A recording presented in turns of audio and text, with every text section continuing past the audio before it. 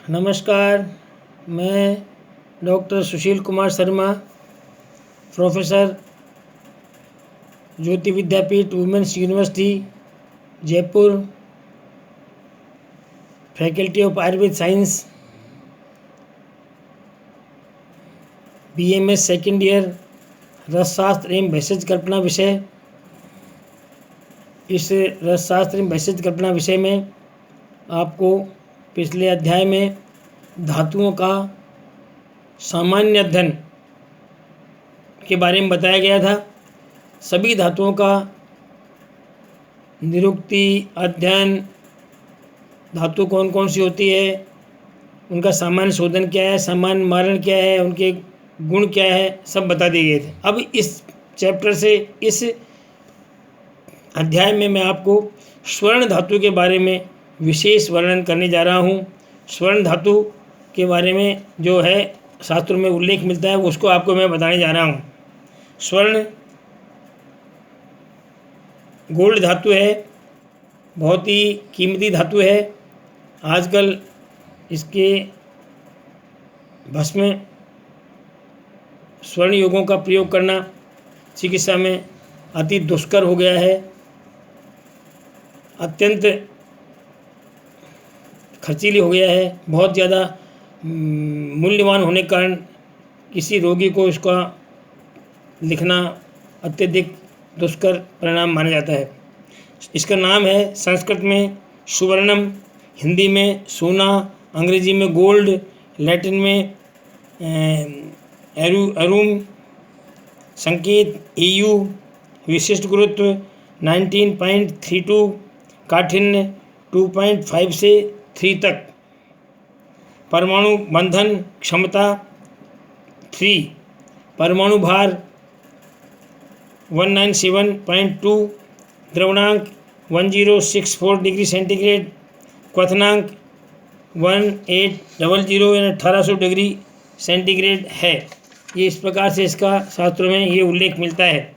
अब इसके पर्याय में है, पर्याय जो है स्वर्ण के, इसमें सुवर्ण, रजत, स्वर्ण, सुवर्ण, द्रविण, हिरण्य, कांचन, अग्निवर्ण, मनोहर, हेम, कनक, जातरूप, लोहवर, रुक्म, हाटक, कलधौत एवं तपनीय आदि इसके पर्याय हैं। इन सभी पर्यायों से इसको जाना जा सकता है, पहचानते हैं। इतिहास में इसका वर्णन है। स्वर्ण का इतिहास अति प्राचीन है।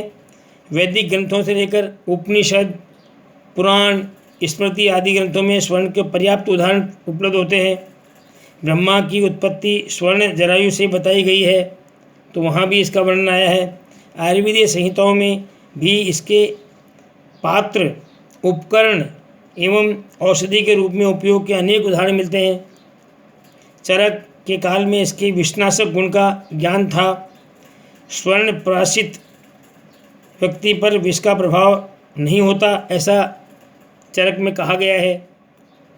चरक एवं सुश्रुत द्वारा अनेक रोगों की चिकित्सार्थ एवं रसायनार्थ, वाजीकरणार्थ, मेघा, स्मृति और आयुवर्धक के रूप में स्वर्ण का प्रयोग अत्यधिक रूप से प्रचलित था या किया जाता था या करते थे उस काल में। उत्पत्ति इसकी, स्वर्ण की उत्पत्ति के संबंध में निम्न पौराणिक कथानक प्रचलित है। नंबर 1, जल के साथ अग्नि के मैथुन से जो अग्नि का वीर्य क्षरण हुआ, उसी से स्वर्ण की उत्पत्ति हुई। सतपथ ब्राह्मण इसके में उल्लेख है। दूसरा है, सप्त ऋषियों की सुंदर युवा पत्नियों को देखकर अग्नि देवता कामशक्त हो गए, जिससे शुक्र क्षरण हुआ और वह पृथ्वी पर जा गिरा। वही स्वर्ण के रूप में जाने लगा। शिव के स्खलित वीर्य का पान अग्निदेव ने कर लिया, किंतु असह्य होने से, सहन नहीं होने से पुनः उसका वमन कर दिया। यही वमन किया गया वीर्य स्वर्ण हो गया। अग्नि वीर्य अथवा अग्नि के मुख से उत्पन्न का तात्पर्य यहाँ ज्वालामुखी पर्वत के मुख से निकला हुआ भी समझना चाहिए। परिचय: यह सुंदर पीत केसर वर्ण की अत्यंत चमकीली मृदु एवं कीमती धातु है। यह भारवान होता है, इसमें वजनदार होता है तथा साधारणतः इस पर वातावरण की जल, वाष्प, अम्ल, क्षार, लवण और ताप का कोई विशेष प्रभाव इसमें नहीं पाया जाता। यानी जिस प्रकार का ये होता है उसी प्रकार का ये वातावरण में उपलब्ध रहता है, इस पर ज़्यादा कोई प्रभाव नहीं पाया जाता। यह आघात से फैलता है, मतलब आघात, थोड़ा इस पर चोट लगाओ तो ये फैलेगा, आघात करोगे तो फैलेगा। इसके वर्क एवं पतले तार खींचे जा सकते हैं, इसका वर्क बनाया जा सकता है। वर्क औषधियों में काम आता है। तार भी तरह तरह के आभूषण बनाने के काम में आता है, तार खींचे जा सकते हैं। यह उत्तम विद्युत का वाहक होता है, विद्युत का वाहक है। चमकीला, सुंदर और जलवायु के प्रभाव से रहित होने के कारण ये बहुमूल्य उच्च कोटि का धातु माना जाता है।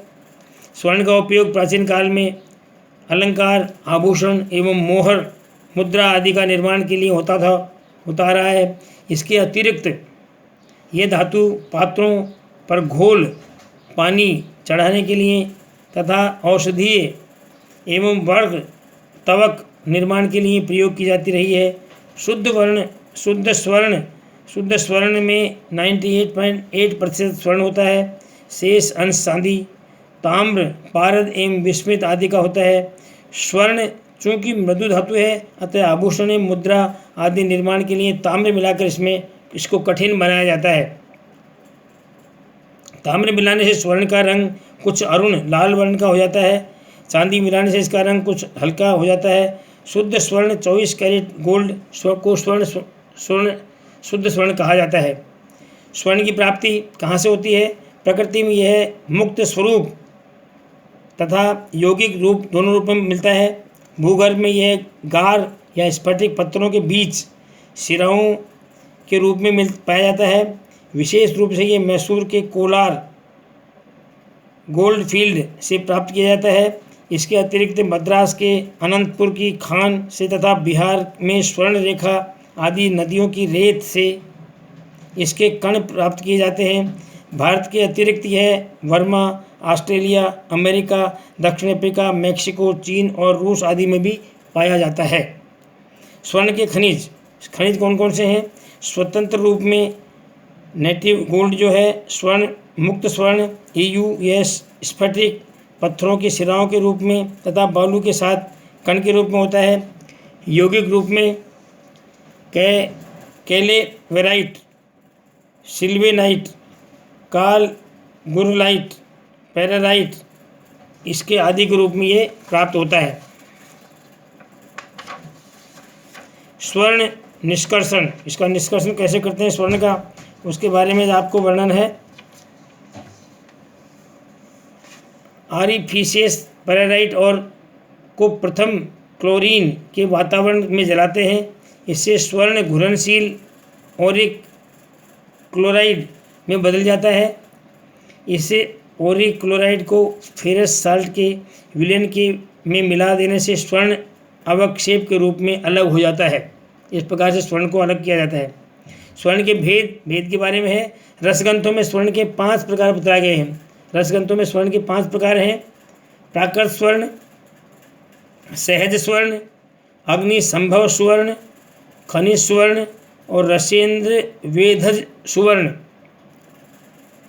इनमें प्राकृत, सहज और अग्नि संभव इन 3 प्रकार के स्वर्णों को अलौकिक तथा षोडश स्वर्ण अर्थात 16 कलाओं से युक्त स्वर्ण तथा खनिज स्वर्ण को चतुर्दश स्वर्ण कहा जाता है। इसका तात्पर्य यह है कि उपरोक्त 3 उत्तम कोटि के एवं पूर्ण शुद्ध होने से उसकी धातुक द्युति अधिक होती है, किंतु खनिज स्वर्ण में अन्य धातुओं के मिश्रण होने के कारण अपेक्षाकृत कम द्युति होने से इसे चतुर्दश वर्ण कहा गया है। वर्तमान में खनिज स्वर्ण ही उपलब्ध है। भारत के वेद से प्राप्त स्वर्ण को रसायन, पवित्र और महाश्रेष्ठ भी कहा गया है। पारस से स्वर्ण का निर्माण वो अति श्रेष्ठ कहा गया है। उत्तम स्वर्ण के लक्षण क्या हैं? स्वर्ण के लक्षण क्या होंगे? किस प्रकार का होगा?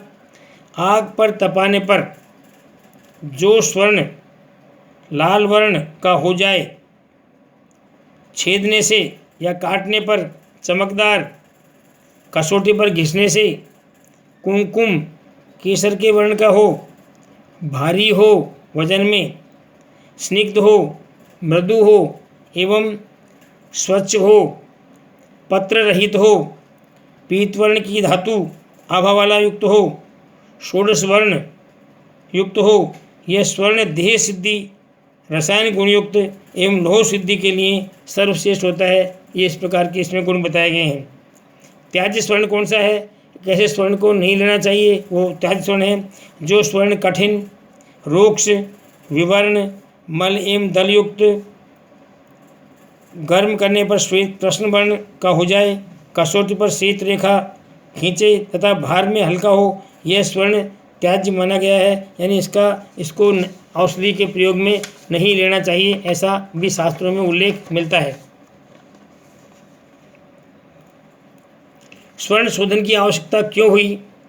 कि किसी भी औषध, कोई भी औषध बनानी होती है किसी भी धातु से, तो अशुद्ध धातु का से कोई भी औषध नहीं बनाई जा सकती। इसलिए हर प्रत्येक धातु को पहले शोधन करना आवश्यक है। पहले सामान्य शोधन भी करो, सामान्य के बाद में विशेष शोधन, तो हर धातु का शोधन करने के बाद ही उसकी औषधि बनाई जाती है। इसलिए शोधन की आवश्यकता क्यों है? स्वर्ण शोधन के संबंध में विचार द्विविध देखा जाता है। कुछ विद्वान का मत है कि स्वर्ण का शोधन आवश्यक ही नहीं है, क्योंकि कनक एवं रजत को शुद्ध लोह माना गया है। अन्य विद्वानों के मत से स्वर्ण का शोधन आवश्यक है, क्योंकि अशोधित एवं अमारित स्वर्ण सुख, वीर्य एवं बल का नाश करता है तथा अनेक रोगों को उत्पन्न करता है। अतः सम्यक प्रकार से शोधन मारण के पश्चात ही इसका सेवन करना चाहिए। स्वर्ण का सामान्य शोधन जो आपको पहले बता दिया गया था, सामान्य स्वर्ण का कंटक वेदी पत्र बनाकर, मतलब ऐसे पत्र बनाए जाएं स्वर्ण के जो कंटक वेदी हो, यानी कांटे से भी वेद करने पर छेद हो जाए, उसको कंटक वेदी स्वर्ण पत्र कहते हैं। तो ऐसे स्वर्ण के पत्र बनाए जाएं जो कंटक वेदी हों, उसको बनाकर उसे क्रमशः तैल में, तक्र में, गोमूत्र में, कांजी में, कुलिथ क्वाथ में प्रतप्त कर, यानी गर्म, अत्यधिक तप्त करके गर्म करके 7 बार भुजा देने से स्वर्ण शुद्ध हो जाता है। प्रत्येक द्रव्य में 7 बार भुजाएं तो स्वर्ण शुद्ध हो जाता है। ये तो सामान्य शोधन है। अब इसका विशेष शोधन के लिए है। स्वर्ण का विशेष शोधन, 1 तोला स्वर्ण को पतला पत्र बना कर उस पर सैंधव लवण एवं स्वर्ण गैरिक मिश्रण का लेप कर सुखा लें। स्वर्ण गैरिक का लेप करके उसे सुखा लें, सैंधव लवण का स्वर्ण गैरिक दोनों को मिला के। अब इसे एक सराव संपुट में बंद कर, सराव संपुट वही उसका छोटा सकुरा हो सकता है या मटकी हो सकती है, उसमें बंद करके, कोई विधि जो पहले बताई गई है, बंद करके 1.5 घंटे तक कोयलों की अग्नि में धमन करें, कोयलों की अग्नि में उसको गर्म करें। इससे स्वर्ण शुद्ध हो जाता है तथा वह पूर्ण वर्ण का हो जाता है। अर्थात इस विधि से स्वर्ण में वर्णोत्कर्ष होता है। इस विधि से 14 वर्ण वाला स्वर्ण 16 वर्ण का हो जाता है। ये इस प्रकार से बताया गया है। आगे इसका शोधन, दूसरा प्रकार का शोधन इसमें है वल्मीक मिट्टी। वल्मीक मिट्टी मतलब जो दीमक जो बनाते हैं उसकी मिट्टी, गृहधूम यानी घर का धुआं, स्वर्ण गैरिक ईंट का चूर्ण और सैंधव लवण, इनको बोलते हैं पंचमृत्तिका। ये 5 प्रकार की मिट्टी होती है। इस पंचमृत्तिका सभी समान भाग लेकर इसे नींबू के रस में तथा आरनाल यानी कांजी के रस में घोटकर लेप बना लें और लेप बना करके स्वर्ण के पतले पतले कंटक विधि पत्रों में इसका लेप करें। किसका? पंचमृत्तिका का पतला लेप करके स्वर्ण के कंटक विधि पत्रों में इसका लेप करें। इसे स्वर्ण के पतले कंटक विधि लेप कर 3 दिन तक रख लें, सुखा लें, 3 दिन रख लें और सुखा लें उसको। बाद में इसे सराव संपुट में रखकर लघुपुट की अग्नि में पाक करें। स्वांग शीत होने पर स्वच्छ जल से इन पत्रों को धो डालने से स्वर्ण पूर्णतया शुद्ध हो जाता है। ये इसके शोधन के दूसरा प्रकार है।